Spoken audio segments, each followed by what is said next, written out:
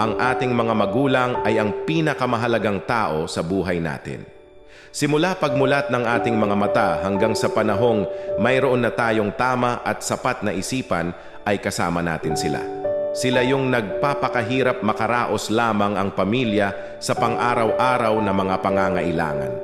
Ang ating mga magulang, gagawin lahat maibigay lamang yung mga bagay na makapagpapasaya sa atin. Ang mga magulang ang siyang sumusuporta sa atin anuman ang maging desisyon nating sa mga bagay-bagay at iba't ibang aspeto ng buhay. Sila rin ang gumagabay sa atin parating na riyan matiyak lamang ang ating kaayusan. Ang ating mga magulang ang gumagawa ng paraan makapagtapos lamang tayo ng pag-aaral. Kahit anong hirap, titiisin nila para lamang sa atin.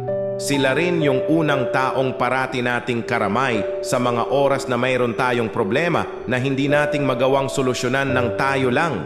Ang ating mga magulang ang siyang lahat-lahat sa atin. Kung kaya't mapalad yung mga nabiyayaan ng kumpleto at masayang pamilya. Isang buong pamilya na magkakasama sa hirap at ginhawa, lungkot at kasiyahan.